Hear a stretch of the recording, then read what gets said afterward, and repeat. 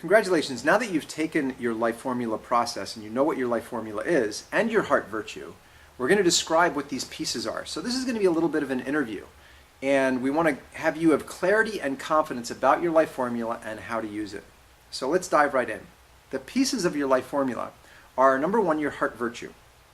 Your heart virtue is the one thing that you're most committed to, and it's what drives you in every choice you make and in every decision. And by being proactive about speaking your heart virtue, you're automatically centering the world on what's most meaningful to you. So your life formula is basically a purpose statement that includes all these disowned parts of us, including our heart virtue. Why is it that we've disowned our heart virtue? Because every time you spoke up and said, this is what I want and this is what life should be like, people would bang you down and try to get you back into the comfort zone. So your heart virtue is the one thing that you're most passionate about, and it's most hidden because it was also the source of getting clobbered. Because whenever you spoke your heart virtue, you stood out. You stood out of the crowd. So your heart virtue is basically the first piece. It's the core of your life formula. When you speak your life formula, it's almost like a paragraph that represents your life purpose and your reason for being here and your future and the greatest contribution that you could make to humanity. The other piece, the next piece, is your pain. Your pain is your credential. For example, everyone has a calling in life. And for a woman who's had breast cancer, if she's been through the process of healing her breast cancer and she no longer has any trace of breast cancer in her body, she is qualified. She has special credentials for working with people who have breast cancer. So because she's healed herself, she's got more credentials really than an oncologist.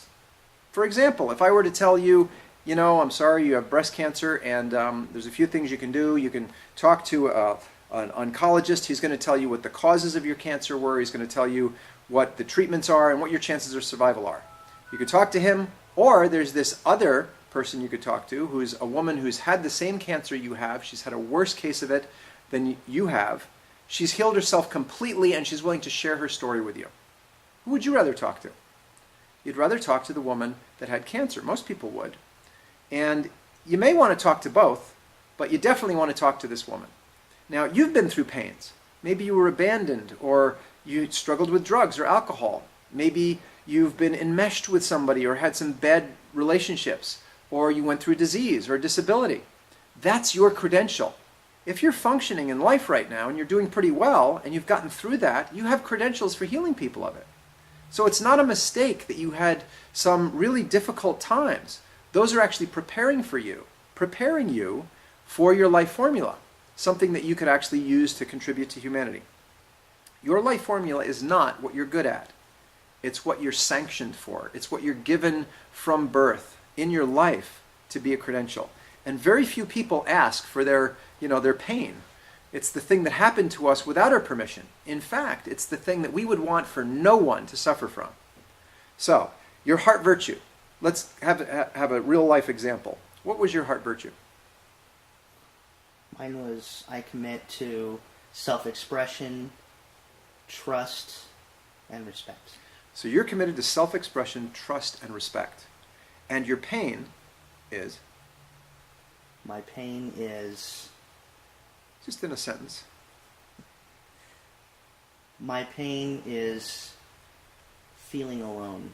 Got it. So now, here's someone's committed to self-expression, trust, and respect, and his pain is feeling alone. You can already see how these are put together. Your fear is actually excitement. If two people jump off a bridge with a bungee cord wrapped around their ankles, one of them goes, ah! The other one goes, whee! What's the difference? They're having the same experience. One's afraid, but the other one's excited. Most of the things we go through that we call fear, we say, I'm afraid of public speaking. No, that's not fear, that's excitement. So say that. No, that's not fear, that's excitement. When we actually reframe our fears into excitements, they become something that we can face with courage. So when we asked, what is the thing that you're most afraid of, and you type that into this blank, the fear that you have is the one thing that we want to ask you to explore. Now, I'm not going to ask anybody to do anything dangerous. This isn't about getting you to go skydiving or bungee jumping or cliff diving or anything like that. This is about if you're afraid, for instance, of nursing homes or hospitals, or if you're afraid of public speaking, or if you're afraid of groups of people or crowds, or afraid of responsibility, maybe that fear isn't a fear at all. Maybe it's excitement. And the way you can tell the difference is because fear doesn't, a true fear includes danger. An excitement isn't dangerous. It's just something that we're avoiding, that we've always avoided. So notice that each one of these pieces, our pain, gosh, I wish I could forget that. No, that's your credential. Our rage, the rage that you have, actually was the second piece. Rage was before fear. Your rage is your commitment. So rage, if I was angry, would I be angry if I'm not committed to something? Isn't it true that every time someone's angry, they're committed to something beautiful that's either being blocked or violated? So our rage is an expression of our commitment. If it makes you angry, the thing that makes you most angry is seeing animals be abused, or see children be abandoned, or see women being treated with disrespect. Your rage, those things that really infuriate you, are the source of your commitment. So now we have your heart virtue, which is the core experience that you're committed to, your pain, which is your credential, the thing that you're uniquely qualified to bring to humanity, your rage, which is your commitment, the one thing you won't tolerate. So now you got somebody that's, it's like Gandhi wouldn't tolerate seeing his people in bondage, and Martin Luther King wouldn't tolerate racism. What's the thing that you won't tolerate? Well, look at your rage and you'll find out. Your fear, we already talked about, is excitement. Your taboo, this is the next piece. The taboo is the one thing that you'll avoid having people say about you. So let's say that my big taboo is that people think I'm dishonest, or greedy, or I'm someone that people think that my family is not upright or something. No matter what your taboo is, that's the one thing that people will use to stop you. So if my taboo, or you stop yourself with it, if my taboo happens to be that I'm, afraid of being abandoned, or I'm afraid people will think it's actually the taboo is more about I'm afraid people will think I'm a particular way, whether it's greedy or a jerk or arrogant, whatever that thing is that's most distasteful for you is the thing that is going to be the doorway you got to be willing to walk through. So your taboo, let's say it is that I'm greedy. All right, well, while you're taking your rage and your pain and your fear and your heart virtue and creating this life formula, this new vocation really is what is encompassed in your life formula. Your taboo is the one thing that you need to know that people are going to use to stop you. So if you use your taboo and you say, all right, I'm not going to get stopped just because people say I'm greedy, now you become unstoppable. That's what your taboo is about. Your facade. What is the face that you put on so that you'll be accepted by others? The thing that makes you socially acceptable. So let's take a look at a couple of these. What was your taboo? It wasn't taboo. I don't like when people think I'm arrogant, overconfident, right, and a jerk. Right. So an arrogant, overconfident jerk. So maybe professional speaking would be a great career for you because that's a career where people might say, well, he's just arrogant. Now imagine if somebody said that to you just before you stepped on stage. It would shut you down. So what you need to know is that when people say that, it's like that means you're even closer to having a breakthrough, even closer to having a really beautiful opportunity to express your life formula. Your facade. Who do you become so that nobody will ever think you're arrogant? I become overly sensitive. I also become overly protective, concerned. Right. So notice how that could distract you from expressing your life formula, your pain, your heart virtue. So those are the things that will stop you. So you're going to say no, or you're going to say yes to your taboo. I don't care if people do say that. And you're going to say no to your facade. I'm not going to be overly sensitive about this. Why would you basically give up these habits? Because your life formula is so important to you. You want to turn your pain around and make it a credential. You want to turn your rage around and make it a commitment. You want to turn your fear around and make it excitement. Imagine how just those three would work. Then we marry that with your taboo, which is what people use to stop you.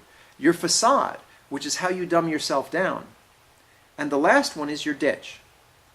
Where do we keep ending up in life? When you say, you know what, nobody's ever going to say I'm arrogant. What I'm going to do is become sensitive, caring about people. Where does that leave you in life? It's something like exhausted, broke, filled with anxiety and stress. It's something like that. What would yours be? Mine would be anxious, stressed, and feeling less than authentic, really. Right. So feel like you've departed from your authentic self. Right. And not that I feel that I don't care about people or that I'm not sensitive, but going overboard and being overly so. Right. Exactly. So that's when you can basically say, you know what, in this particular situation, when I'm expressing my heart virtue, when I've taken on a project so that my pain can be turned into a credential, and I'm using what I'm intolerant of to drive me as my commitment, and my fear is what I'm excited about facing, and my taboo, which is how people aren't going to be able to stop me, that they usually stop me. I don't care if people say I'm arrogant. My facade, I'm not, this time, my project is too important to be worrying about other people. I've got to get this message out there. My ditch, which is where I keep ending up in life, you said was anxious. So now you can realize if I volunteer for my taboo and I say no to my facade, I won't end up in my ditch, which is where all of us keep ending up in life. For me, it was overburdened and overworked. For some people, for a period of my life, my ditch was alone. I always ended up alone, doing everything alone. And my taboo had to do with, I was afraid people would think I was greedy or taking advantage of them. My facade, therefore, was I would make sure that I'd give things to people for free. I would volunteer to help them. I would make sure I was, like this Superman, that I would do everything. But where I ended up was alone all the time.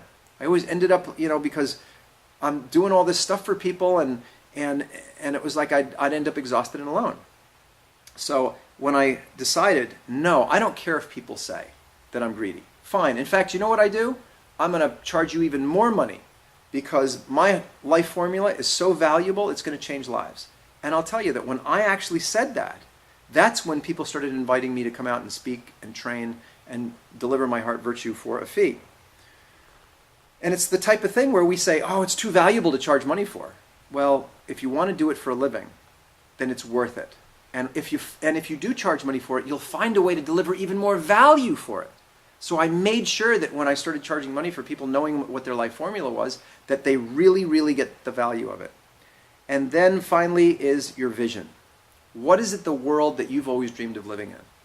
Now, you mentioned that, your pain, what was your pain again? Feeling alone, being alone. Right. So your vision... Not being accepted. Right, not being accepted. So your vision would be for a community where everyone is fully accepted, where people are not judging each other for being arrogant or anything like that. People are fully self-expressed. And look at your heart virtues: self-expression, trust. This heart virtue is brilliantly designed so that your pain and your rage and your fear and your taboo and your facade and your ditch all play together into a brilliant formula. It's like cookies. You take all those together. If you eat the ingredients apart, the flour and the butter and the milk, it's not very fun. But if you put them all together, they become an amazing chocolate chip cookie. And that's what these pieces, this disowned parts of yourself, will become. What do we do with it? You just speak it. In every conversation you have, you take a little piece of your life formula and you speak it to people. Speak your heart virtue everywhere you go. And it doesn't have to be, ostentatious. Like you said, if your heart virtue has to do with self-expression and trust and respect, then just mention those words regularly in conversations. If a telemarketer calls on you and you're about to hang up, just say, well, I'm committed to respect. And I appreciate you calling. Have a great day. Click. If, you pull up to a toll booth, you can pull up and say, hi, how are you? You can say, I'm committed to self-expression. I love your sweater. Have a great day. These are just what happens when we do this is we build our field. If you speak your heart virtue, now that you know it, and you speak your life formula, now that you know it, you're going to find that the universe starts to see that you have a reputation. People are going to know you. Oh, he's the guy that's committed to self-expression. And then all of a sudden, when somebody's like, we need somebody here that can do a presentation on respect, or, we have a whole bunch of people that, they struggle with being alone and they're agoraphobic. We need somebody that really can help them get out of their shell. A guy that's committed to self-expression and trust and respect would be a perfect person to help with that. Does that make sense? Yes. So these are the pieces of your life formula. We hope you've enjoyed this. If you want more coaching, I'm available. You're on the website, lifeformula.com or heartvirtue.com. Thank you for watching.